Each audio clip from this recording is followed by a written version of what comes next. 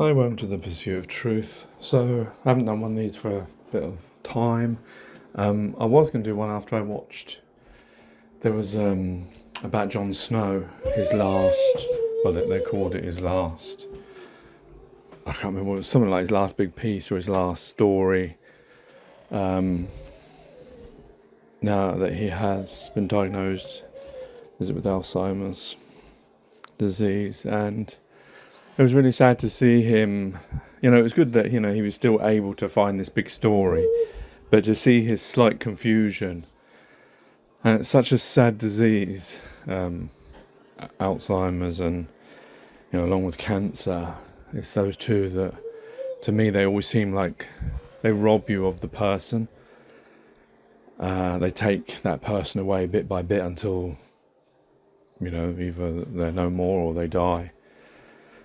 And yeah, it was such a, obviously, I remember watching him on Channel 4 News during the 90s and, the Iraq War and Afghanistan War.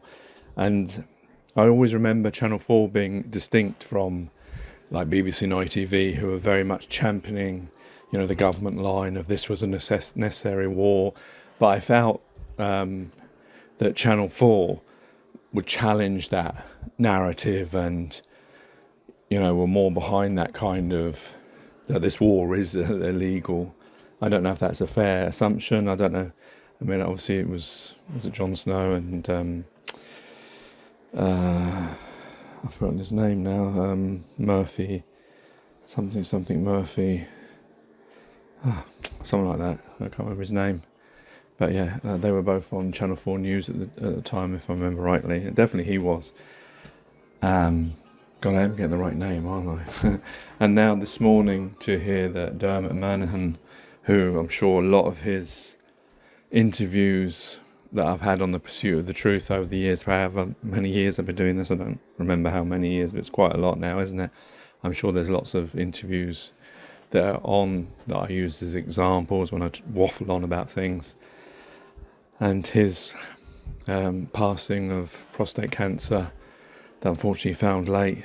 The problem I find with the prostate cancer thing is that, because telling people to go and get checked, is there is quite a high percentage, I understand, of false negative results in the way that they test it. Sometimes they can test you and think you have it because of, I guess it's whatever they're testing, may be present in some other people, but they might not actually have prostate cancer. But I don't know whether that means that once, then they do a scan and then they realise, oh, there's no cancer there. I don't know. So I don't know if that's why people maybe are more reticent to go and get checked, because they may get, a false positive and think that they do have cancer and they don't, and go through all that treatment.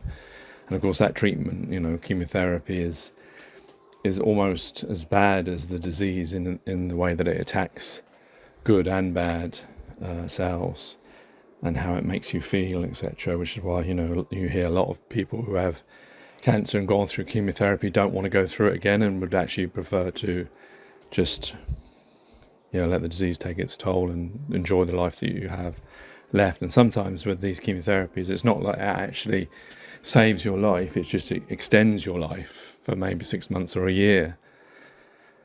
And obviously there's some cancers, they're getting better, but it just, like I always say, if we lived a better world where we actually really understood our intrinsic truths, that we're all one, we're all human beings, and that we all should be working together without money and all these divisions to find a way for us all to have a better existence. But yeah, such sad news to hear about Dermot Murnaghan, that it reminded me about the Jon Snow thing, and that sometimes this world we live in, for a majority of us, is not a great existence, but yet the potential is completely there if we only lived a different way. All right, take care, take it easy, God bless, and peace.